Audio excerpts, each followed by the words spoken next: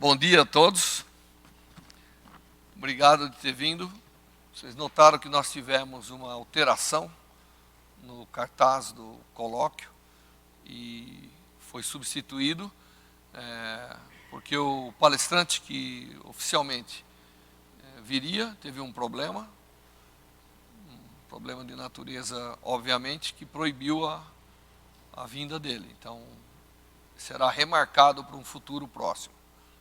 Mas nós tivemos a sorte de ter aqui o professor Vlad, que é do Texas, que se disponibilizou a preencher o espaço num tema que é um tema moderno e que então eu vou fazer a apresentação. Como ele só fala inglês, então eu vou passar para inglês para ficar elegante. Okay, so today we have a pleasure to have with us Professor Vladislav Yakovlev, but we call him Vlad. And Professor Vlad is Russian from origin, and he was graduating the General Physics Institute, the Moscow University in physics. And he had contact with Bazov and people that are on the beginning of the discovery of the laser. In Russia, there is Bazov and Prokhorov. Each of them participate in the invention of the laser. They got Nobel Prize, and each of them got an institute, side by side.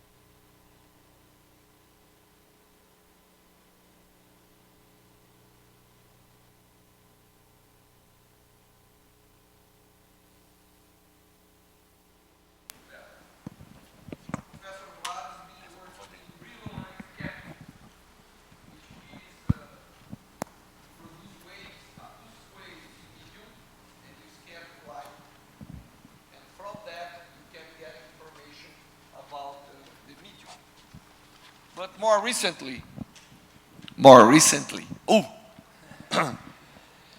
he started to think about a new pathway on biophysics, which is quantum biophysics. How quantum effects can be introduced to describe fundamental phenomena of life. We all know that, and physicists all believe that at the bottom everything is quantum. But Vlad is today dedicate part of his time, and this is a very, very new and recently started program. And we are very lucky to be involved with Texas A&M and being part of the beginning of this program where we here in São Carlos are going to collaborate with Texas A&M in this field. Since this is a real good step of fundamental physics involved in life, I think is an important phenomenon, and I think Vlad today will give us a kind of taste for this new field, because even in the United States it's being considered new field, as I understand, right? So NIH, NSF, starting to put together people to discuss those aspects. So Vlad is here since last Tuesday, and he's going to stay until Sunday. So if any student or any faculty wants to approach, he's also a good physicist. And he knows many things about the light-atom interaction. And so he has a good traffic in all those fields. So Vlad, thank you very much for accepting to come. And well, you can go on and give us the message about the quantum biophysics. Obrigado. Also, this is the only Portuguese word that I know, so, well, so please excuse me. Okay, also, the rest of the talk will be in English. Well, so thank you very much for coming here today, and it's my great pleasure to be here and to talk to you about what I feel is a very exciting topic. So, as Vanderlei mentioned, my primary appointment is actually in biomedical engineering department. I like biomedical engineering department because this is where I can actually apply my fundamental knowledge to solve some very important problems which are related to life, how we diagnose diseases, and how we treat those diseases. So the topic of my talk is quantum biophysics. And really, okay, also for many people, even in the field, okay, also they don't quite understand exactly what is this field is about. And I actually try to put this presentation in such way so that in a very simple terms, I will try to explain you what is this is all about and why it's so important to study this topic and what are the potential outcomes.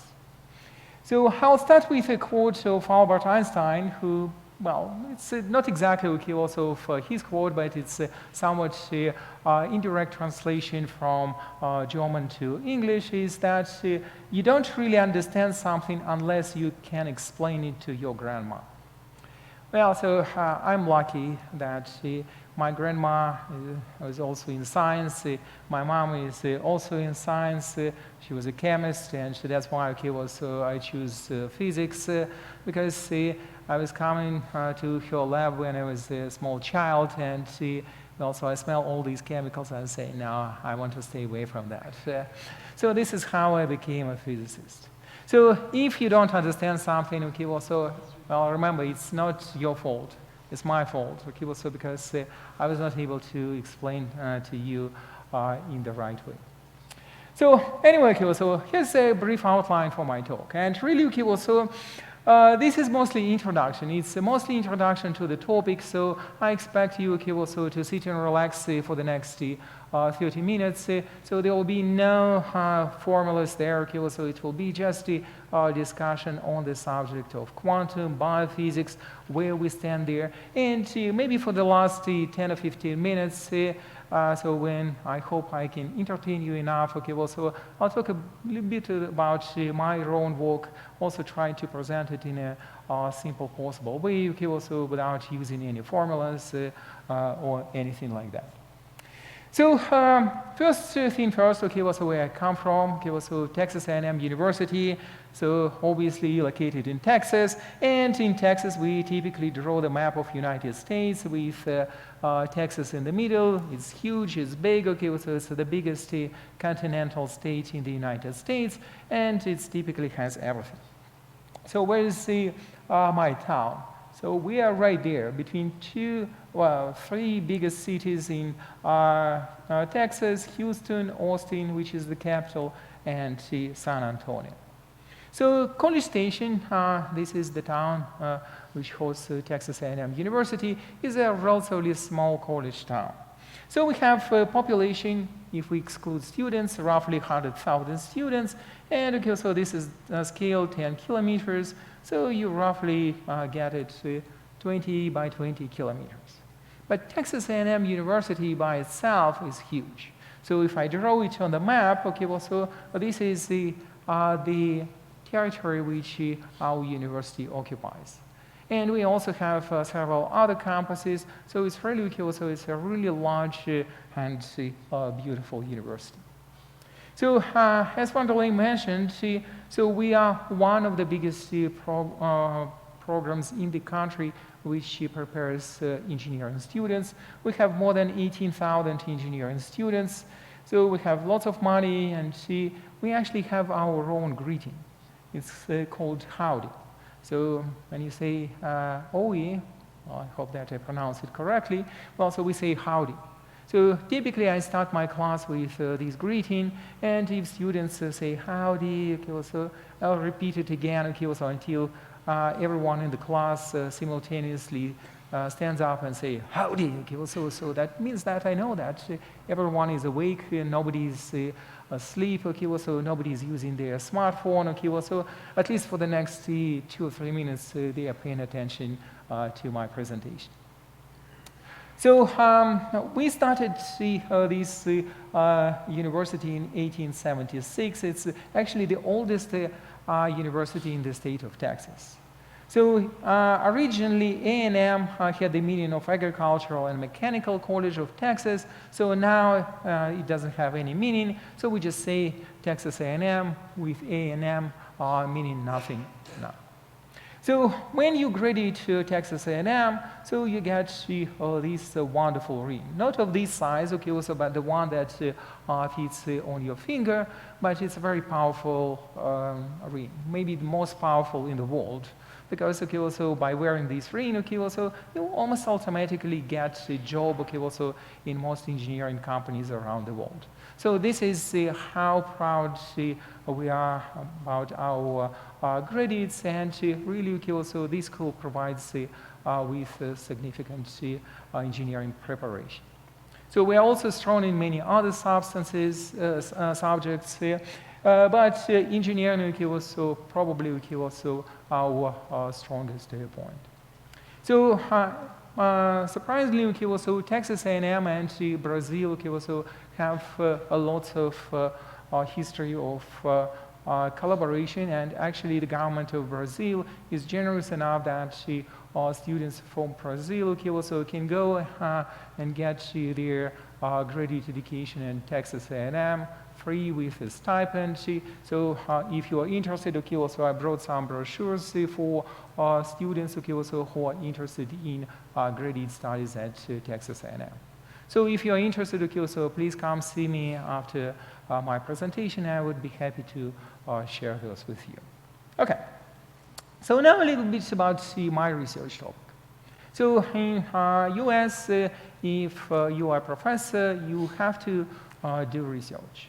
And my research interests are ranging from molecules, so which are on the scale of 1 nanometer, to almost like the size of the Earth. So we're interested in the problems related to environment, so how to save environment, how to see, okay, also what effect environment has on our lives. So it's spanning 15 orders of magnitude in space dimension. But proportionally, the time scale of those processes also changes. And it changes dramatically from like tiny fractions of seconds, like femtosecond. Femto is 10 to the negative 15th of a second. So it's really, so it's a very tiny amount of it. To something of the order of months and years, okay, so those are the type of changes that you expect for the Earth environment. So my original background is in physics. So I did my postdoctoral studies in chemistry, and I call them fundamental sciences, which helped me going. So it's really, okay, also, it really helps you, okay, also to get very strong fundamental knowledge, because it helps you to understand the problems that you're trying to solve, and if you gain in the same time engineering skills, so they help you to solve those problems. So with your fundamental knowledge and your engineering skills, you can actually approach any problems you want. And what kind of problems I want to solve? I'm interested in biology and medicine. So why? Well, so first explanation is very simple. So when I was in high school, I really hated biology. Seriously, okay, well, so biology was my least favorable subject. Also, I even liked literature more than I like biology. Okay, also, but with time, okay, also I got more appreciation for these fields. I really enjoy this field. My wife is actually a pharmacist, so it's really okay. Also, it really helps okay also to understand these problems. Okay, also having such family support. So anyway, okay, so this is how I work. Okay, also using fundamental knowledge with engineering skills, we are trying to solve problems of biology and medicine. So now I'm going to also to tell you okay, also what I will be talking today. So essentially, okay, so I'll be talking about quantum biophysics, and this is the field okay, also, which is mostly about molecules, a little bit about cells, and somewhat okay, also we're trying to understand how those quantum effects propagate to the larger scale. So can we okay, also make a quantum person and things like that? Okay, also, so it's somewhere on the border of real science, fantasy, science fiction, total fiction. So it's really cool. So it's an exciting field in the sense that also there are lots of speculations, and that's what personally excites me. So I like to solve mysteries, and really okay, also if something is obvious and you understand everything, okay, also why you're doing this. So you really want to do something that is totally unknown, so where is a controversy, and this is one of these big areas of science which is full of controversies. Okay, so I decided to change the title a little bit, and I call it Pragmatic Approach to Quantum Biophysics. So what does it mean? So that means that, okay, also, I really don't want to argue, okay, also, is there a quantum in biophysics? Is there a quantum in biology? So I just want to look objectively at this field and try to understand, okay, also, what are the interesting scientific problems which we can solve, which we can potentially solve, and what is the future implications of those problems. So this is actually, okay, so it's a very famous cartoon. Okay, also it was actually made by the same guy, okay, also who created this movie, Addams Family. So he created first a set of cartoons related to Addams Family. And this cartoon, okay, also originally had absolutely nothing to do with quantum, but somehow, okay, also physicists picked this up and she said, oh, wow, okay, also this is a quantum skier, okay, also, and I also like it, okay, also because I also like skiing as well. So anyway, okay, also where these problems are coming from. So we want to understand what is life and see how our body is functioning, so in order to provide a better diagnostic to diseases and better treatment to disease. So really, okay, also we have to go through the whole body, okay, also to organs and tissues, to cells, to ultra simplified models of cells, to molecules, in order, okay, also to understand the basic mechanisms. So this is a fundamental problem. So if you want to understand how our body works, how we can treat disease, so you really also have to go all the way down here to understand how individual molecules are performing their function, so what are the chemical reactions are involved, and see how we can control these chemical reactions on this molecular cellular level. After that, okay, also we can go back, okay, also, and understand, okay, also how we can treat those diseases. But here's, okay, also the fundamental problem.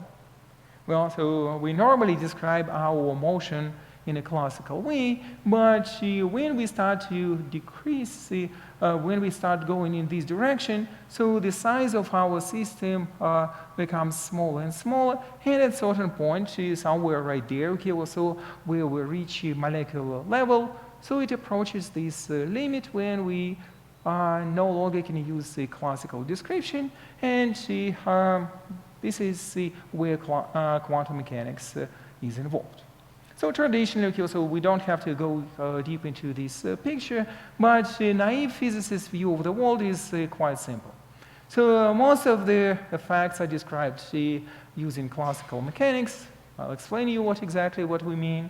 And if we shrink the size, so we get to quantum mechanics. So this is a kind of simple separation, classical field, quantum mechanical field. Okay.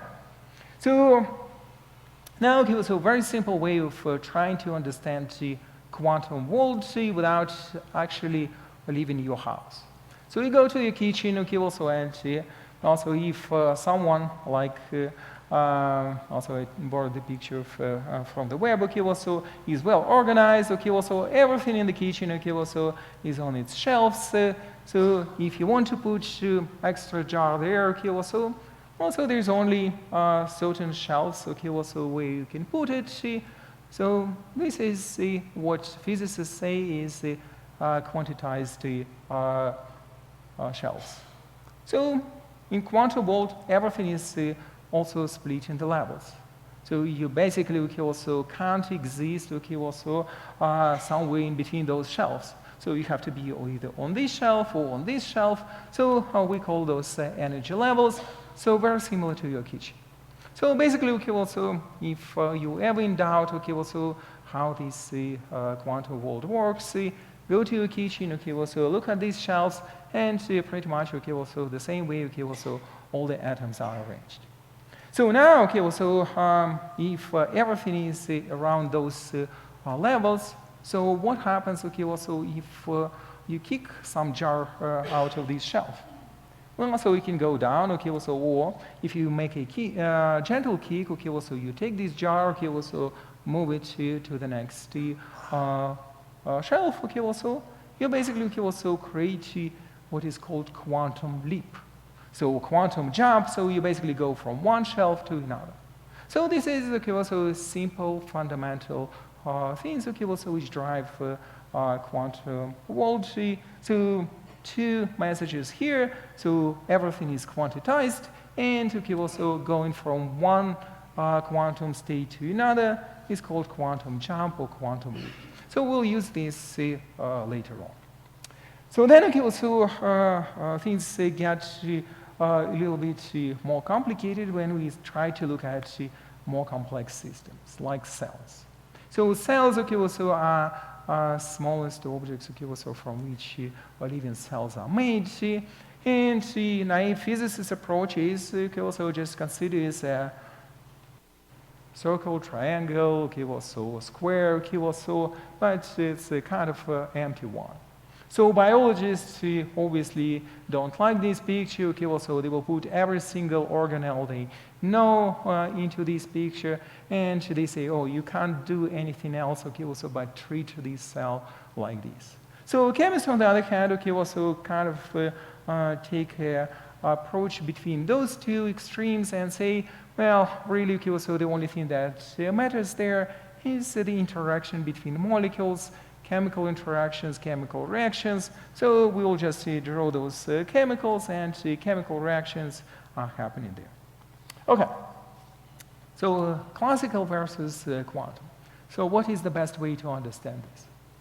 So the best way to think about this is classical is something that makes common sense. Why? Okay, also because all the world around us normally is considered to be classical. So we can understand it, okay, also, and we can clearly make connections. Well, quantum, on the other hand, okay, also is somewhat weird. So weird in the sense not in a bad way, okay, also, but in a good way, so that we don't quite understand it from the concepts which we get from our everyday life. So let me give you an example. So here's balls in billiards, okay, also there, if you're an expert in this game, okay, also you can almost like calculate the trajectory of these balls, and this is how you win this game, okay, also just by directing those balls into those holes. Okay, so it's basically, okay, also everything is calculatable, so you can predict what is happening, and okay, also if you don't push the ball, also nothing really happens. So apparently, okay, also if you try to now to squeeze the size of this table to smallest possible size, nanoscopic size, so and put a particle there, like for example electron.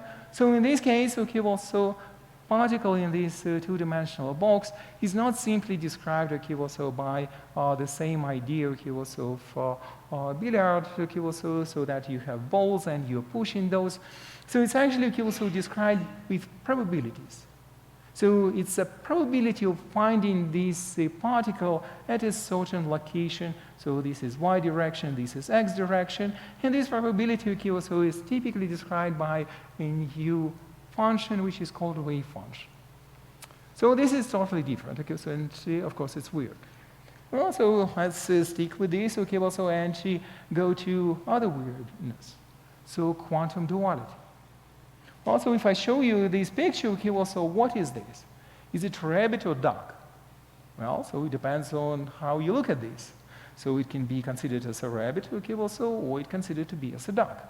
So in fact, also, it's the same object, but it depends on how you look at this. So depending on the situation, also, you can say, oh no, so this is a duck's head, also, or it's a rabbit's head. Also, it strongly depends on how you look at the object, and the same thing also happens in describing microscopic world. For example, light.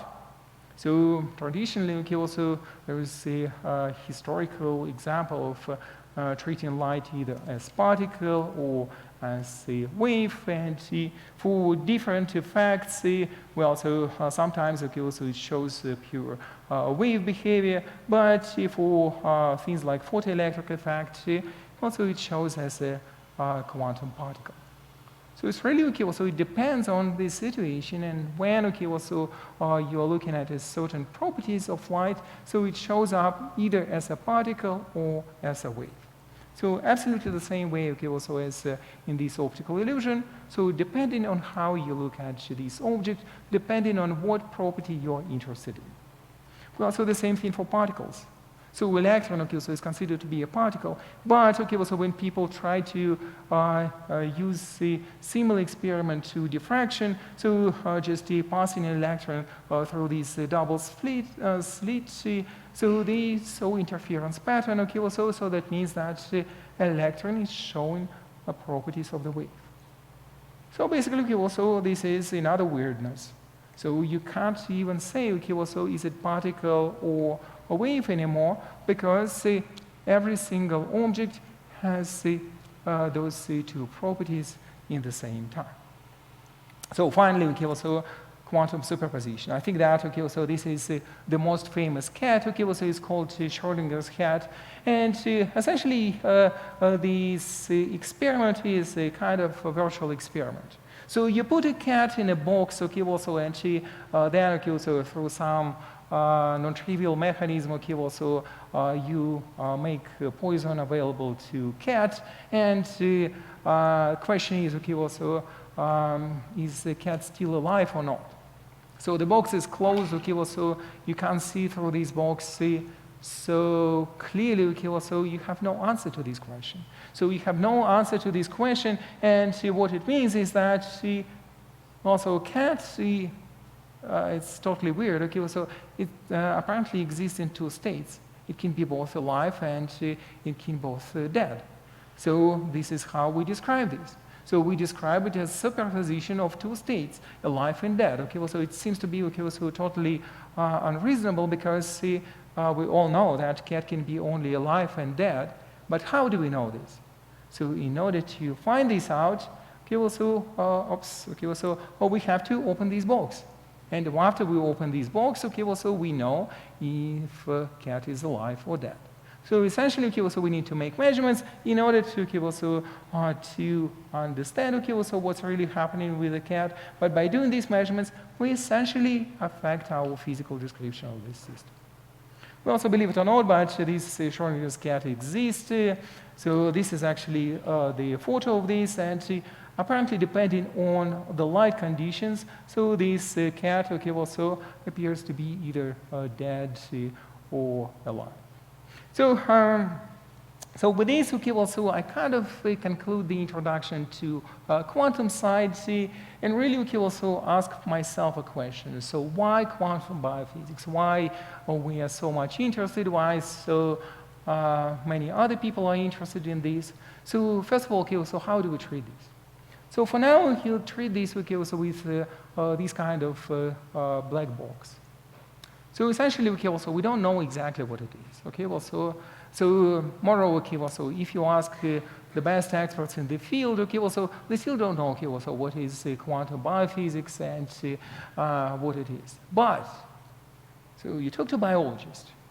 So we are powerful, okay, well, so we know everything about biological systems. But immediately when they have a problem, so they are helpless. So they try to provide explanations, so they kind of okay, well, so fail to provide this explanation because their current knowledge doesn't allow them to do that, and they turn themselves to this black box, which is called quantum biophysics. So they basically say, oh, most probably this is something to do with quantum effects. So what is the reaction of physicists? Well, I told you so. Okay, well, so everything is described by quantum here, so it shouldn't be surprising you. The same thing happens with medical doctors.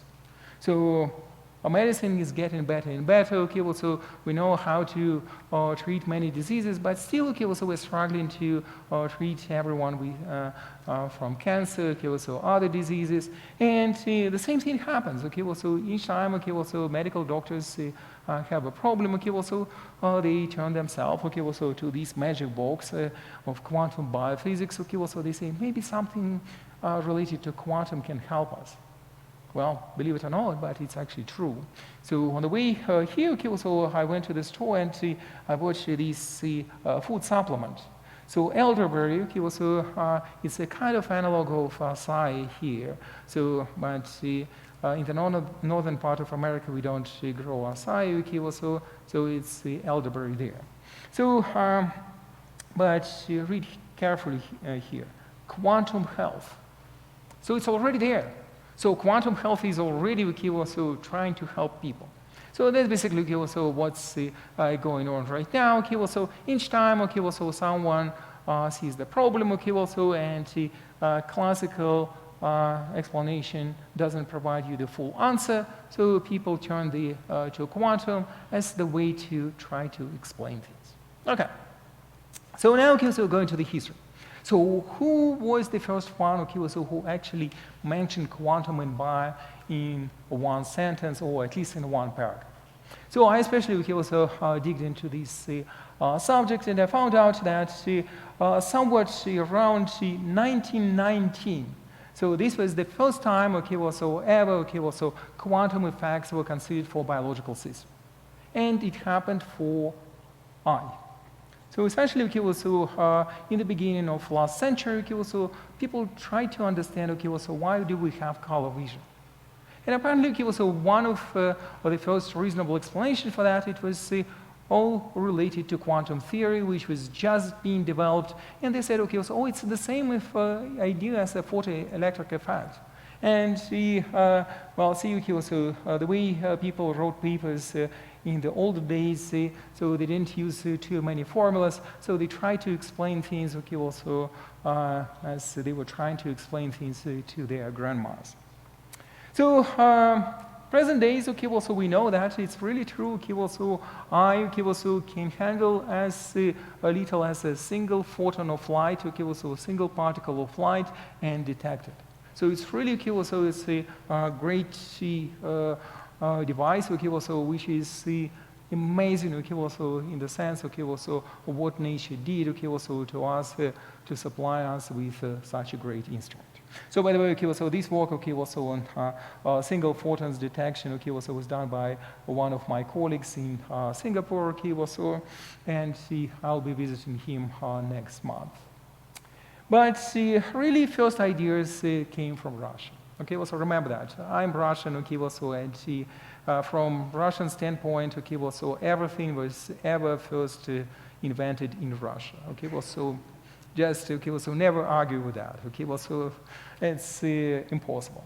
So, but seriously, okay, also this person, okay, also who is really mentioned in American literature, okay, also for certain reasons.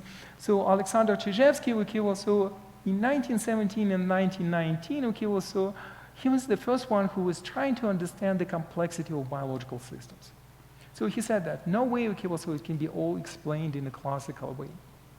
So he says that, okay, well, so no, it's not deterministic way, it has to be some probabilistic way of explaining that.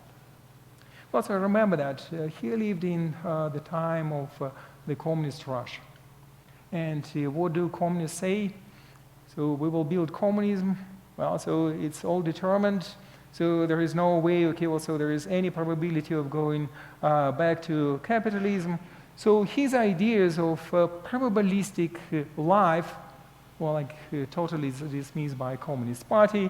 And as a result of this, okay, also he was sent to jail, okay, also for his anti-communist ideas. But before that, okay, well, so he was actually also trying to publish a book on this, and his teacher, Konstantin Tsiolkovsky, who was the grandfather of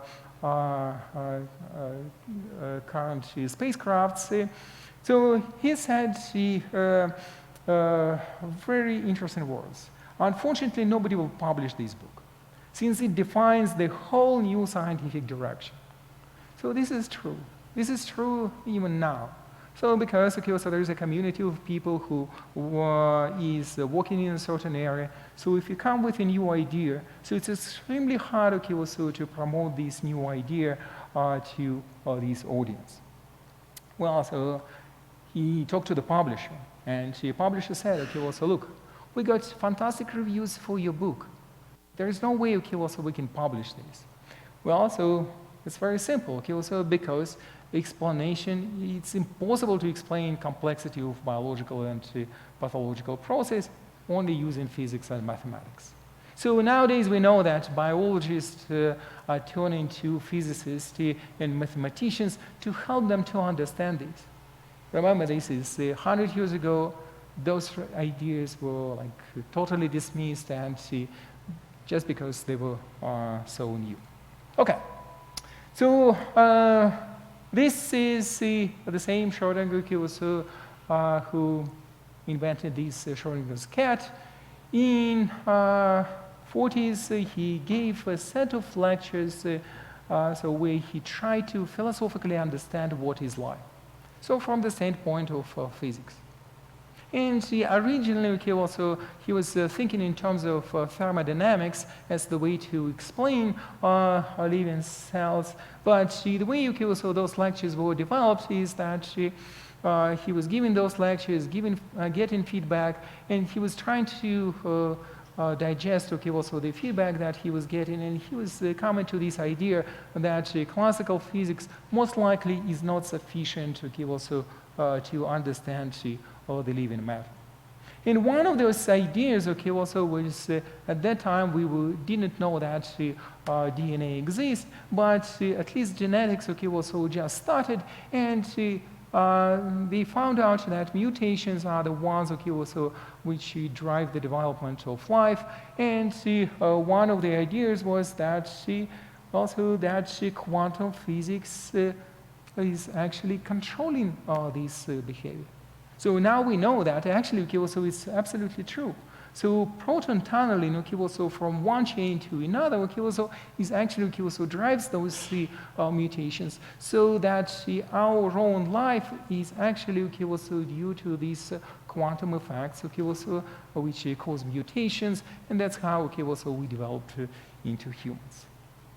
Well, so we normally call 60s revolutionary years.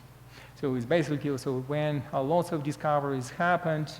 But really, okay, also for this field, okay, also this was for the first time when biologists and physicists came together, okay, also trying to understand the value of quantum biophysics.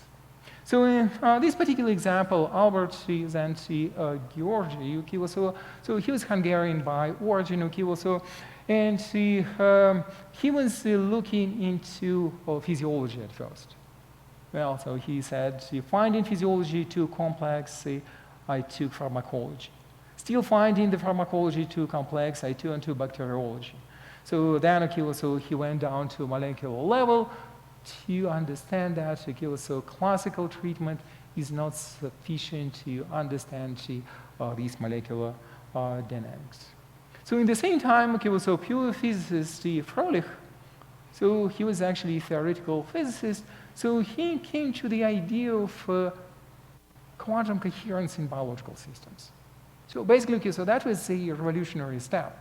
So nobody even talks about, okay, well, so like quantum effects in biology as we are talking right now, but he suggested that well, so all these biological systems exist in this quantum coherent state, and this is the reason why we are communicating so efficiently. So this is how our brain functions so efficiently. So there was no real, okay, well, so theory behind this. Okay, well, so it was just a hypothesis, but it was just so influential hypothesis, so that everyone jumped on this and said, okay, well, so oh, this is great, and this is for the first time in history. So both biologists and physicists kind of also realized the potential of this whole field of quantum biophysics. Okay, so just going quickly also through timeline. So in 60s, okay, also there was lots of discoveries, okay, also related to vision and some other effects. So remember that, okay, also I was talking about quantum jump. So it's basically, okay, also when something, okay, also goes from one state to another. So actually in biological systems, okay, also it's quite a common effect. So when an electron, okay, also jumps from one molecule to another, or proton comes from one molecule to another. So it's basically, okay, also we call it electron and proton transfer, and those are the basic chemical reactions which are important for normal physiological function. So technically speaking, okay, also everything that is happening inside our biological cell is related to quantum effects. So there were also lots of theoretical proposals, so including, okay, also such crazy ones as quantum coherence in our brain is something that defines our memory. We still don't quite understand what is the source of this memory, so why we suddenly lose this memory. And once again, okay, also this is just a perfect example how it works. We don't understand something, oh, it must be quantum. And really, okay, also this algorithm works extremely well in biological community. So I did see some study, okay, so trying to understand, are we seeing revolution here? So what it is, okay, also I just went to these websites of knowledge which tracks all the papers published in the field. And just put two words when they occur together, quantum and bio. And you see, okay, also kind of, okay, also exponential growth, okay, also seems like, okay, also something is happening there, but actually upward trends, okay, also starts around 2000. And this is actually when quantum dots were introduced to biological imaging. So which you actually see, okay, also if you look at different fields. So it's mostly, okay, also related to those quantum dots.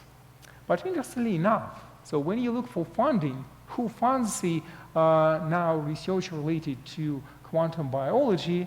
So in red, what is shown is what is funded by Chinese. So this is the amount of funding that they get, okay, also all different Chinese agencies. National Institute of Health, which is supposed to be providing the largest amount of funding in the US for biological research, doesn't really support this. And there is a good explanation. So there is a building of National Institute of Health, and the director of the institute, when I talked to him once, okay, also he said, H bar, okay, also which is related to quantum effects is 0. So that means that we are only working in classical field. It doesn't mean that, okay, also biologists still believe in that. Okay, also there is lots of interest inside the National Institute of Health to understand the quantum effects. But, okay, also overall, okay, also it's still understanding importance is not there. So what is the status quo? So what is the current understanding of this field? So I put it like biologist, physicist, and chemistry point of view. So physicists think very simple. So quantum mechanics provides the most accurate description of the surrounding world. So there is absolutely no way that quantum effects are not important for biological systems, especially when we are talking about molecular dynamics. So on the other hand, biologists argue the following way. So living nature exists for 3.5 billion years, and if there was any use of quantum mechanics, so nature would find it out and use it everywhere.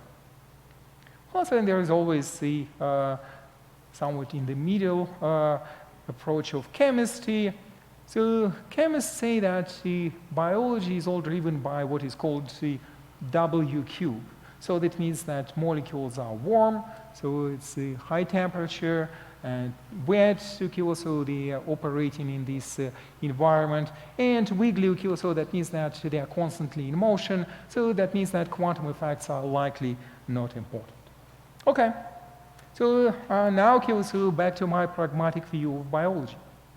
So this is so I give this talk in China, and this map looks almost like a Shanghai metro map. So there's lots of intersections and everything, but in reality what it is a metabolic map. It's basically showing you, so all different type of biological processes which are happening in the cell. Many of those. So some of them, also just go in a very complex way, so it's very difficult to track them. And there is no way, so that quantum effects are not present there. So maybe they are there. So nature designed those, but nature designed those as a supplement method, so trying to make sure that, the biological system performs as it's supposed to do, so if everything fails. So who knows, so us again, so it's my pragmatic approach. So as I said, so nature always designs several alternative methods. And probably, so we just need to discover those mechanisms, so and see, so when we can turn this quantum mechanism on. So biologists have a very good understanding of cellular and tissue level processes. But when it comes down to what happens on subcellular level, so on the level of organelles, and especially when it involves molecular dynamics, so this is where biologists typically fail. And the reason why they fail is because in order to understand these dynamics, so we have to have a proper methods, so to understand this.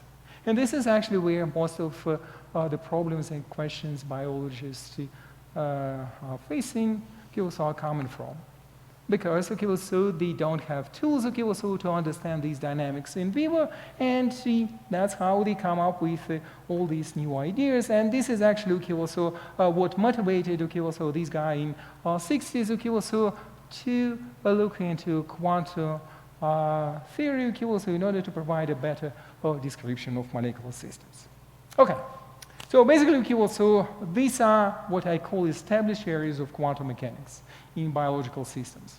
So these leads to biological phenomena. So it's pretty much established that the primary steps of photosynthesis, which drives plants, vision, so they are all related to quantum processes. So because they involve the same effect which is used in photoelectric effect, so light gets absorbed, so and produces so certain type of action. So there are certain other reactions, so for example, enzymatic catalysis, which is considered to be also quantum effects because it involves a kind of charge transfer. So radical pairs, also are used in bird navigation, and people also think that, also this is quantum effects. So there are also quantum processes which are happening in biological cells, also, and I've already talked about the electron tunneling and proton transfer, so they are all quantum effects. So the problem here is actually, also that everyone realizes that, also, but the impact is yet to be seen. And impact is defined in terms of physiological significance. And this is actually also the major problem also we are trying to look is trying to find the impact. So where impact can be found. So one of them also it will be great if we can provide an answer to an open significant biological question. If we can diagnose disease, or treat disease, also that will be even greater impact. Also, there is also fundamental effect. Also, say for example, also in 2014, Nobel Prize in Chemistry was awarded for development of super-resolution spectroscopy methods, also to see using fluorescence imaging, also things on nanoscopic scale. In principle, quantum measurements can provide you with a better spatial resolution, so potentially also another Nobel Prize can be awarded in this field. Well, so some of you might know also that gravitational waves have recently been developed, but not many of you might know that for the next generation of the instruments, they will be using actually quantum effects also to enhance the sensitivity. And quantum sensing also with improved sensitivity and specificity is also a very hot topic, and people are working hard also, but biological systems are complex also, and you shouldn't expect results right away. So finally also quantum thermodynamics also is also a very important field. So Dr. Banyata is working in this area, also related to cold atoms, but it's equally important for biological systems. So in 1968 and 1977, also Nobel Prize was awarded for non-equilibrium thermodynamics, or irreversible processes, but really also the big niche right now is trying to understand how quantum effects are important, how they can change also the course of the biochemical reactions. Okay, so coming back to this quantum scale. So how is it possible? Well, so this is basically also the problem also which many biologists are facing. So they see something also, they see also like the outcome of this, and unless also you can actually track also what happened before at every single moment, there is no way also to conclusively say that this gear actually went like this. Also there are other ways possible. So kind of sophisticated ways, but you can explain this picture in a classical way. So really also how we can use the quantum theory, quantum measurements to help biologists. And actually so the strategy is very simple. So we can use either quantum properties of biological system and use light to measure those properties, or we can use the quantum properties of light and try to understand the biology as well. So now also I have about 10 minutes left. Also I'll just very quickly also go through some examples. Also so kind of also maybe a little bit over your head. So just to see also how this can work. So one problem in biology still remains is how we can image things on a nanoscopic scale. The problem is that that's the most interesting part for biochemists, because chemical reactions are happening really on a nanoscopic scale. But optics also can only see stuff at hundreds of nanometers, so how we can improve their spatial resolution. So one way to do this, actually using a pure quantum effect, it's called first resonance energy transfer. So the idea is very simple. So essentially when you put two molecules together, so electron can jump also from one molecule to another, also, so excitation also can just be transferred from one molecule to another. So it's just pure quantum effect, but it only happens when those two molecules are very close one to each other. So basically also biological significance, it allows visualization of those molecules on a nanoscopic scale. So what else is of potential interest? So there are lots of things biologists are interested in.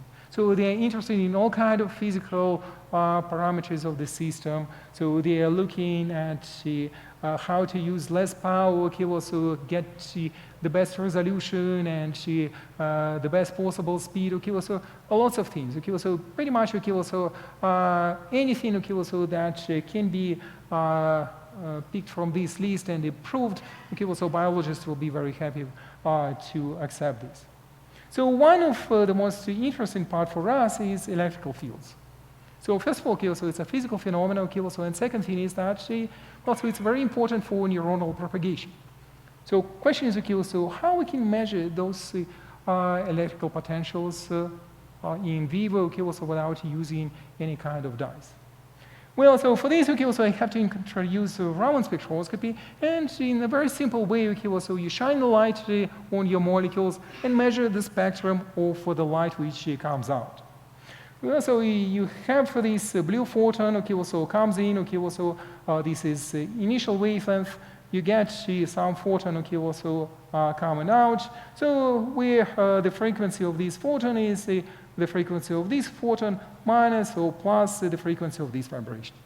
So that is, okay, also inelastic scattering, so which causes this effect which we call Raman spectroscopy.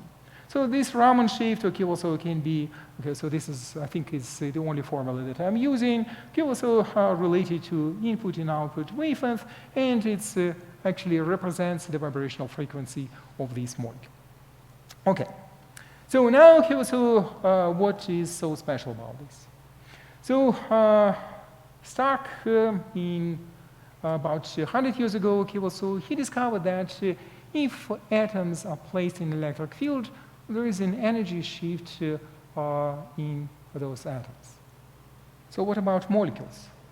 So molecules are characterized by vibrations, so that means that, okay, also these vibrations were also characterized with a certain energy, so most probably, okay, so this energy, okay, also can be shifted inside electric field. Well, so you go through calculations and you find out that it's a very small shift for a very large electric field. And you can ask this question, so where can I get this high electric field in molecular system? So apparently it's everywhere. So it's actually, okay, also most of the molecules have very strong internal electrical fields, and that results that, okay, also when molecules are dissolved in a certain liquids, okay, also that you already naturally have this frequency shift. So we're not interested in this, okay, also we're interested in molecular membrane. So we look at molecular membrane, and it has this wonderful structure of these hydrophobic tails, okay, also, and this is kind of repeatable structure, okay, also, and this is a good place to look for the change. So we look at the Raman spectrum, okay, also we see this particular bond, okay, also which is kind of isolated. And remember that we are looking at the frequency shift of it. So we look at this frequency shift as the function, well, this is just isolated, this vibration, apply electric field, and we see, okay, also that we see the change of this peak position. So we indeed, okay, also can measure the local electric field using this Raman technique. So this is now, okay, also coming to the end of it, okay, also, and one of the most intriguing part of this is how does this Fröhlich coherence actually occur? So microtubules is a very special organelle, okay, also a special molecule, because, okay, so it makes like this tubule, okay, so this is about 20 nanometers in diameter, okay, so it make out of this tubulin, so that's why it's called microtubule. So what is so special about this? Well, so apparently, okay, also this is the molecule which is responsible for transfer of many molecules inside the cell, including neuronal signals. And a couple years ago, it was found out that, so something weird is happening there, okay, so there was some theory developed that maybe, okay, so this is the source of our quantum memory in brain. So I'm very skeptical to all these theories because I am experimentalist, so I decided to try this. So I work closely with Air Force Research Lab, and okay, so they have developed a very nice system, okay, so where we can just introduce molecules, solutions, cells, okay, so to external electric field. And question is, okay, so what happens with microtubules when we put them in electric field? Many things can happen, okay, so the question is, okay, so how we can assess this? Well, so the easiest way to do that is Raman spectroscopy, which I just described. And okay, well, so we started looking at simple water. Well, so water, so very simple molecule, okay, well, so oxygen and 2 hydrogen atoms. But okay, well, so apparently it has quite a few vibrations. And the whole vibrational spectrum is rather complicated. So I'll just show you, so this is OH vibration, so this is water dimers, so this is hydrogen bonding, okay, also inside your liquid water. So also, see the only special thing here, okay, also, is that we are looking at several orders of magnitude in dynamic range. So we had microtubules, spectrum changes, okay, also we can clearly see the signatures for these microtubules in this buffer solution. And now, okay, so what we do, okay, so we place this in this chamber, okay, so which is exposed to electric field. Now here, okay, so we see an interesting effect. So we apply this electric field, and after that, okay, so we take this water out, okay, so our spectrum changes. So this is weird, okay, well, so we go to buffer solution. Well, so my effect is slightly less, but it's still there. So when you're asking me, okay, well, so maybe, okay, so I'm doing something wrong, okay, well, so I change the frequency a little bit, okay, so where I know that water is not absorbed by light, okay, well, so, and basically, okay, well, so we see no effect beyond noise, and this is the different spectrum magnified 200 times compared to 30 times compared to these. So definitely within the noise level that we have, okay, well, so we see the definite effect. So now we add the microtubules there. And now we see interesting effect. So at certain frequency, so we call it on resonance, so we see the buildup of those low frequency vibrations in those microtubules. And no change here in water spectrum. So we change the frequency, we see that, okay, so there is no low frequency buildup, but in the same time we have significantly modified water structure. What does it mean? So that means that, okay, well, so water is changing its structure in the electric field, and this water structure is not affected by this liquid environment, by temperature. So this is a weird effect, and okay, well, so apparently it's a quantum effect. So there were actually theories beyond that, okay, well, so which predicted that this is happening, and this is the very first demonstration that it's indeed happening. So is quantum medicine possible? Well, so apparently, okay, well, so it's potentially possible, but very far away. So about 20 years ago, okay, well, so we demonstrated that we can do quantum control of chemical reactions. So basically, by looking at the quantum reactions and by especially preparing our optical pulses, we can either enhance or, on the contrary, okay, also suppress the chemical reactions. So there are whole books now written on this subject, but nobody really also tried to do this for biological systems. And together with Dr. Bainata, we are trying to look at mitochondria. And the reason for that is quite simple, because the mitochondria has lots of interesting quantum-like systems, okay, also, which can be potentially affected by light, and this is what we're trying to do right now. So in summary, I hope I convince you that quantum biology is not exactly the new frontier, okay, so, but it's getting more and more interesting, and development in instrumentation really helps to build the new revolution in this field. So quantum optics, basically, okay, also using light to manipulate with those molecules and in particular biological systems, is actually okay, also helps us in understanding these systems. And I just listed as mitochondria okay, also as a potential target for doing this. So at the end, okay, so I just want to acknowledge all the people who contributed to this work, and as well as the funding, okay, also, which made all this work possible. And thank you all for staying here, okay, also, and Also wish you a great weekend.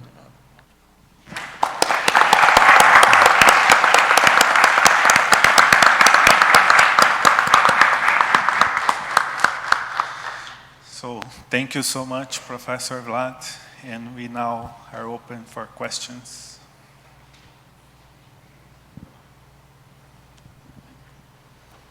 Well, let me start with one. If we look into the quantum effects, you believe that the quantum effects are in individual process or on the machinery of the life?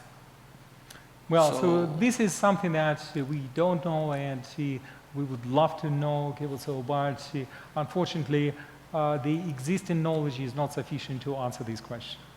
So this is exactly that area that we want to address and to try to understand more before we actually provide the answer. Do you believe that we'll be able to do quantum Do I believe? Yes. control of Yes. metabolism? Yes, I'm a believer. Oh, okay, good. Any more questions? Hello, hi, thank you very much for the lecture. I must say I'm a little bit puzzled by the doubts that you say people have about the importance of quantum biology for a very simple reason. As you rightly said, biology is wet, so there is always water. Water has hydrogen bonding. We cannot explain hydrogen bonding without resorting to quantum methods. Therefore, biology is always quantum. This is absolutely correct argument. So, moreover, okay, well, so the whole existence of atoms is a pure quantum effect. The whole existence of molecules is a pure quantum effect. But the question is, okay, well, so what is physiological significance of quantum effects? So this is basically, okay, so where is the missing link? So biologists agree with the premise that quantum effects build the whole world. But then their question is, okay, well, so we have these quantum effects, so how do they produce something physiological that is in the same time quantum? So this is basically, okay, also where is the missing link? So this is why, okay, also this field has so much controversies, because many physicists just simply don't understand, okay, also, so what is the question? Okay, also everything is quantum. Yes, everything is quantum, but where this quantum link is missing, and is it missing or not? Okay, well, so this is by far the most open question.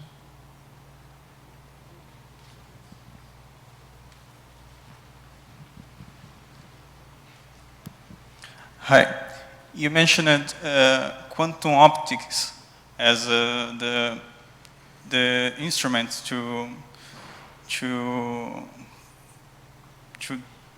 help to study the quantum biology effects. That's the best path to a student of physics who is interested in quantum biophysics to start there, to start in quantum optics, to work with quantum biophysics? Yes, absolutely correct. Okay, well, so quantum optics essentially deals with the quantum properties of light, and many of those quantum properties of light transfer into quantum properties of matter. So this is one side. So the second thing is that by preparing the specific quantum states of light, you can better control biological system, and this is a great hope, so that by using these quantum properties of light, we can better understand the biological system, one, and second, we can control biological system. So there are many proposals there, but trust me on this one, so experiments are much more difficult than we originally thought. Any more questions? No? Thank you, Professor Vlad. I believe that you have a lot of problems related to passing the analysis that you have to do with atoms that are at a small scale to pass it through the cell. Mm-hmm. because biological effects have a lot of noise, and even if you do not put quantum physics there, you have a lot of problem because you cannot model the behavior of each particle in the system because there are a lot of particles. So how do you transfer the results of your small analysis to the world system? Do you have a strategy for doing this, to extracting results from your research? It's a very good question, and this is one of those questions which answer to which you deserve a Nobel Prize. Because really we want to understand how come from purely quantum world on a molecular atomic level, so all of a sudden, so we get the classical world inside the cell. So this is, yes, so you can do this modeling, but the problem is that you have to include zillions of atoms and molecules in your model, and the question is how you do this.